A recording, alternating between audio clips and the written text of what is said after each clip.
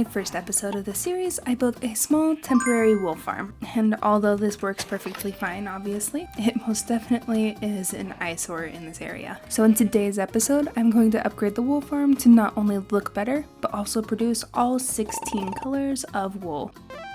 My current plan is just to add an addition onto this barn because frankly, I didn't do the best job at designing the back of this, so I figured an addition similar to that size, but on this side of the barn, would be big enough to house all 16 types of wool and hopefully make the barn look a little bit prettier. So first things first, let's go ahead and get rid of this wool farm, and we might as well grab some wheat so that when I break this glass open, we can take the sheep over to one of these pens.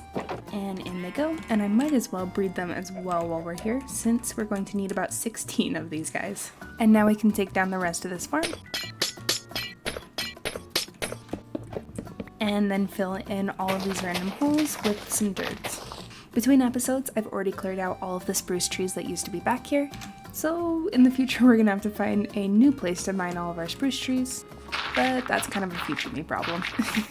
For now, I just want to make sure that we remove all of this podzol, because it's not quite the color palette that I'm looking for with this build. So now that you guys have the topic at hand for today's episode, and we have a space to build it on, it's time for us to finally kick it into a resource gathering montage. After putting my chest monster down, I began collecting everything that I would need for this build and putting it into the chests. I definitely am going to have to make a lichen and a mud farm because those were absolutely painful to collect manually. However, because this was such a small build, the rest of the materials were actually fairly easy. I had everything I needed in my storage room, so it's just a matter of crafting everything into the blocks that I needed. Another painful block to collect was the white concrete, but I was able to see a super pretty view of the island from the top of the pillar that I made. And to be honest, I only really needed one of those concrete blocks, but I just wanted an excuse to get a cool bird's eye view of the island. After I got all of my building resources together, I also collected all the redstone materials I would need for the farm and every single type of dye in the game. And now that we've got our chest monster all ready to go and filled up with the resources that we're going to need, you might notice that this is actually quite a small chest monster in comparison to our recent projects. And to that, I would say you are correct. This one is kind of my junk drawer, but the materials that we will actually be using are just in these two. And the reason this project is such a smaller one is because I have some massive plans coming up in some future episodes, but they aren't ready just yet. So I wanted to do a nice, quick, easy filler episode, and I figured there's no better filler episode than finishing off an old project. And if we hop into our creative testing world, I can give you a slight sneak peek on what we've been working on. Essentially, this is one of the biggest redstone projects that I have ever put together, so I went step by step trying to make sure that each piece went together nice and well, and as you can tell, it's kind of a little bit of an elevator, and you can see the outside of the future of our nether hub. Now I'm not going to show you the inside yet, as I don't want to spoil it too much for future episodes. I already sent out a sneak peek of this project in my Discord a couple days ago, so if you guys want to see some sneak peeks of future episodes every once in a while, make sure to join my Discord in the link in the description. But for now, we can head back into our hardcore world where it's raining. Just gonna sleep that off. And now that we've got a bright, beautiful sunny day with a rainbow, we can go ahead and grab a ton of these resources so that we can start building our shepherd's hut attachment to the barn. Now I just showed you my creative world, which is where I make all of these schematics. So if we find the schematic for today's episode, we can load that up, and then we should just be able to place the schematic right up against our barn. And just about right there is where I want it to end up, so we can go ahead and put away our sticks, which, if you didn't know, that's how we control the Lightmatica schematics. And by putting them away, that makes sure that I do not mess with this and end up moving something to where I don't want it. That is a very glitchy shadow. Wow, just a non-existent cloud? Anyways, interesting. I'm gonna go grab some dirt. It's following me, I'm confused. Oh my goodness, Minecraft is so glitchy sometimes. Grab some grass blocks, because as you can see, this is a little bit of a floating platform. And to fix that, we can go ahead and go into the very first layer of this schematic and start placing some dirt down.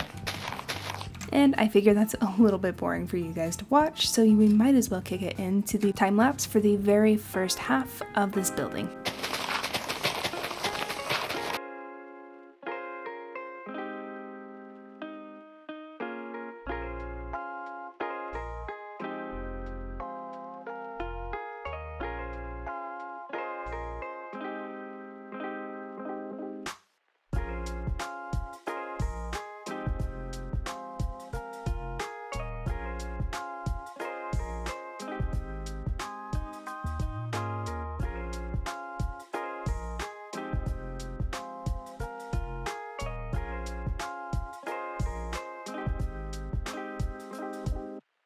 And we are hitting just about that halfway point now, and although you guys can't really see the finished product like I can, I am already super excited that this is coming to life in my survival world. But before we can finish off all of this, it's just about time that we move into our quality of life segment for this episode. So I've got all of my materials put away so that we can come pick some new materials out of the storage system, and hopefully all of this should be enough for our project.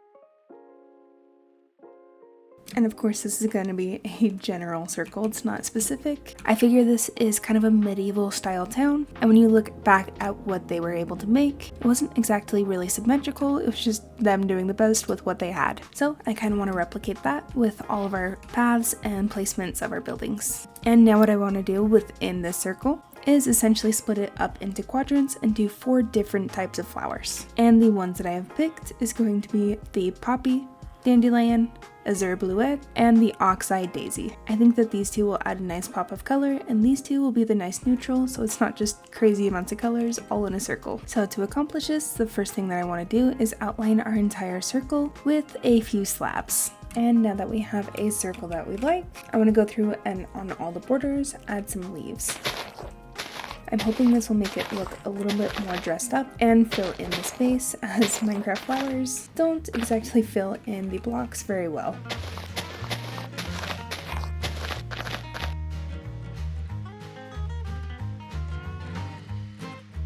And now the final step to completing our circle is going to be painfully bone milling a bunch of areas that I know spawn these types of flowers. Now luckily I have an iron farm, so I can go get those poppies from there, but the rest of these flowers are going to be mildly painful. Eventually I'm gonna have to make a flower farm, but for now this will do. I've essentially bone milled the entire island at this point, so we're definitely gonna have to come through and cut down some of this grass eventually. But for now, I think I might have enough flowers to get through this, and I've actually changed out the yellow flowers to the blue flowers because I think that the yellow ones were just a little too common, and if we want this to look like a actual garden like they meant to plant them, we probably don't want to plant all the dandelions, which are technically weeds. And if we look at this from above for the size proportions, I think that this bottom right corner is the biggest one that we have, so I'm going to actually start filling this one up with some of our poppies. And just like that, there is our first garden complete, and I think the smallest one is probably going to be this top left, and the least amount of flowers that we have is our azure bluet. I think I'm pronouncing that correctly. Either way, we can start putting them into this garden, and just barely didn't have enough. That's alright, because we'll just move on to the next one. So finally, we can head over to this corner and place all of our cornflowers. And once again, just a little bit left over. So I'm gonna make a little bit more bone meal and go around growing the grass on another couple parts of the island, and I'll come back to you guys when this is all finished up. And just like that, all of our flower gardens are officially filled up. Now the very last thing that I want to complete is adding a couple of these walls around here, mostly at the entrances, to make sure that there's plenty of lighting at night. And now that we have all of our little lampposts installed and all of our flower gardens complete, I would say that that is this quality of life section officially done. And I'm super happy on how this turned out because I think it just fills in a lot of that space that we were missing. I also tried to make sure that it was nice and flat so it wasn't impeding on any of the garden stuff that we have going on with the clock tower. And of course I left all of the entrances open because I still do want to add pathways to all of these buildings eventually. Again, a big thank you for today's suggestions, and if you guys have any other quality of life suggestions, make sure to leave them in the comments and I'll try to put them in a future episode. And I think this fit perfectly with all the different flower types for our build today, as once again we're making a sheep farm for every single type of wool color. And speaking of that sheep farm, we should probably get back to work on that. If I clear my inventory out again, then we can pick back up all of our materials and start building the sheep barn once again. So for the final time of this episode, let's kick it off into a building time lapse.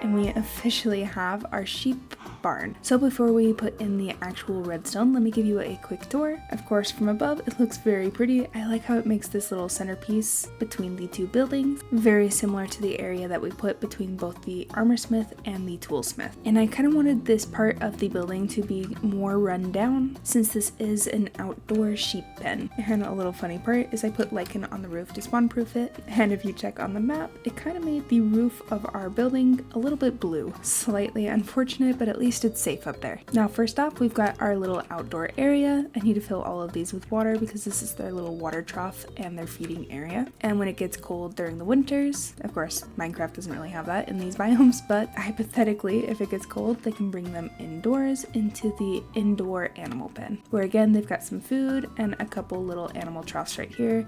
I used the tripwires as the classic water spout, and I kind of experimented in this build using lichen. I figured animal pens are already a dirty area, and lichen kind of just makes it look that little bit messier, so we might as well use it as a light source as well. And leaving that side, we can look over here where we have a cute little wagon. Now I found this design on Instagram from Average Tuna. I'll leave a link in the description for you guys if you want to check it out as well. And I just adjusted it so that we can have 3 different carts. This one is kind of coming in and taking out all the wool from the sheep. This one is of course bringing in all of the food for the sheep to eat. And I got a little bit creative with this one because I wanted it to seem as if they're carrying in food as well as some water for the sheep. So I added a couple of barrels, and it's kind of hard to tell, but these are cauldrons. And I added some pressure plates to seem like there's little caps on the cauldron, which are meant to be holding in all the water and keeping it fresh. Now the only thing that is left in this door is right here, and you might be wondering why it kind of just goes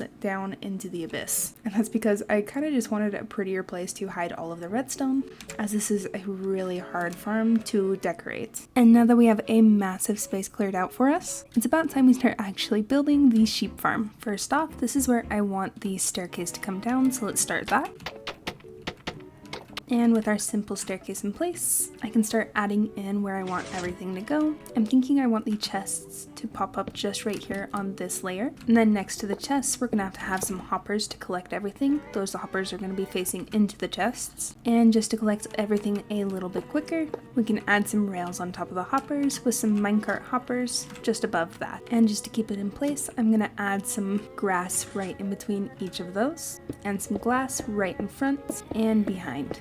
That way, hopefully those minecart hoppers won't go anywhere, and we can still kind of have an aesthetic looking collection system that still allows us to open all the chests because this is just glass. Now if we add one more layer to that, making sure to leave a hole right next to the hopper minecart, we can use the block that is heading towards the chest to place our observers. And if you were to remove this, you'll see that there's a face right there, which means that your observer is facing the right direction. Now I just need to add one more layer of grass block and place a dispenser on top of each of these observers. Put some redstone dust behind all of those, and this is technically the core of the machine ready. So essentially anytime that observer detects that there is a change in front of it, for example the grass block being eaten or regrown, it'll trigger the dispenser right on top of it, which we're going to fill with shears. So now that we've got our contraption, we just need a way to block in the sheep. And to make it pretty, because sometimes these can get a little bit ugly, I'm just going to use stripped spruce to bring it all the way forward, and one back here as well, so it creates this nice enclosed case. And now I just need to duplicate these 3 pods until we have 16 pods total.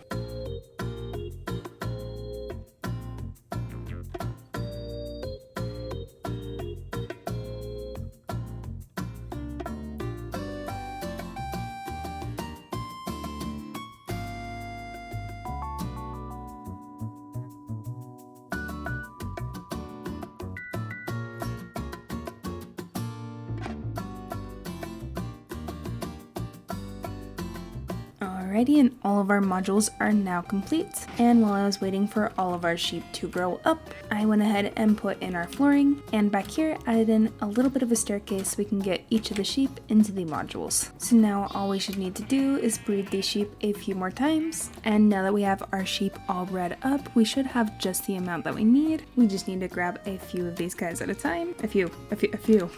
Oh my goodness. Alright, you 3. Oh, 4. Okay. Then we can take them into this hole where I've kind of prepared a couple of steps for these guys, and hopefully we'll be able to get just one at a time.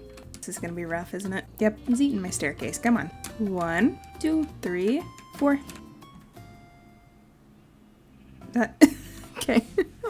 I literally turned around and just watched that guy just walk into his parents' pen. Yep, okay, well, look what you've done. Honestly, sheep, might be right up there with villagers on craziness level. Let's get this guy into this one. That was literally the entire family of children that just got smushed out of there. Okay. The entire family of children that just got smushed out of there. Okay. Then there's 5 and 6, 7, 8. Where did you even come from? I don't understand sheep. They're a foreign subject to me, to be quite honest. Nonetheless, we have 9, 10, and 11, 12, 13, 14, 15, and finally 16.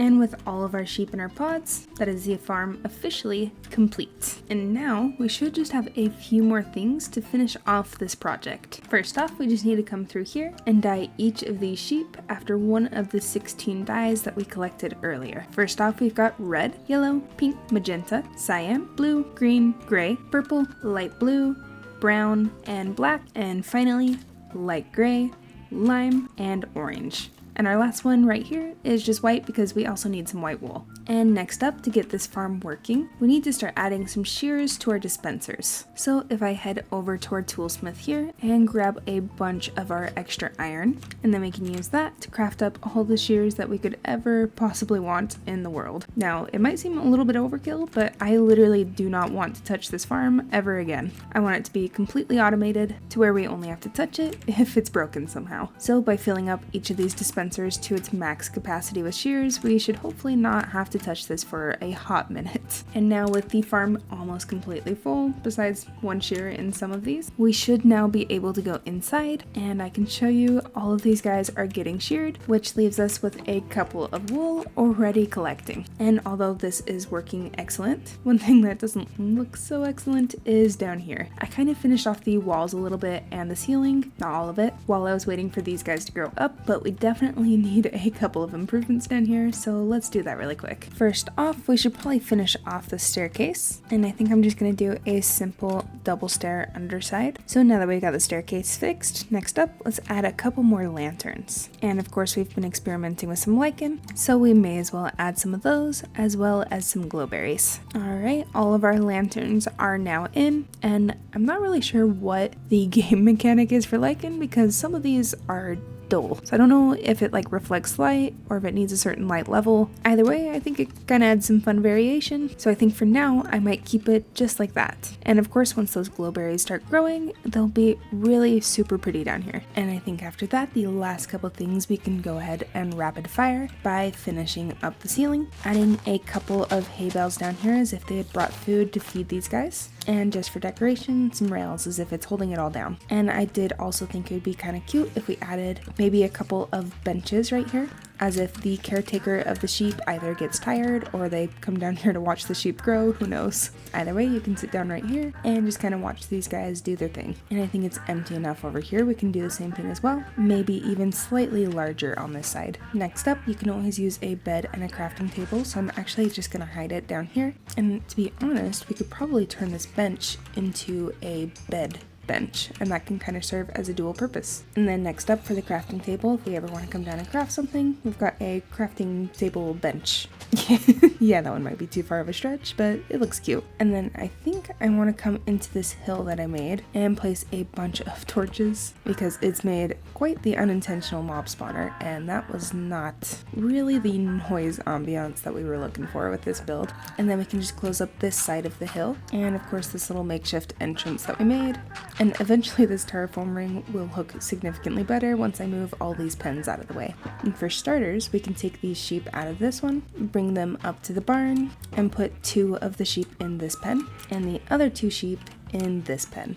then we can fill up their water troughs. And apparently they can just walk right out if I do this design, so let's not do that. Alrighty, the build is finally complete now, and we have also put away our chest monster. So let's give a quick updated tour of what we did today. Of course, you've already seen the main barn with the outside sheep pen and the inside sheep pen, a couple of carts, and now we can go down into our automatic sheep farm where we've got a bed for a bench, a couple hay bales, a crafting table bench, and of course all of these are working to produce each different type of wool. And as a bonus, it looks like the glow berries are starting to grow. And I'm not really sure where to put all of our cocoa beans quite yet, so I think they're just going to stay right there for the moment. Eventually, we'll probably just have to make them their own farm. And as I was putting away my chest monster, I did realize a little bit of a problem that we have, is that all of these chests are completely full, except for that one. That one's redstone. We don't do that one too often. But we most definitely are going to have to address this problem sometime in the future. And of course, our quality of life segment that we did today is we added all 4 of those different gardens around our clock tower. I personally am super pleased with all of the progress that we made today, and I hope that you guys enjoyed the video. And if you did enjoy that video, then you should really consider subscribing, because I would love to see you guys in the next video. And speaking of other videos, here's a couple that I think that you would enjoy.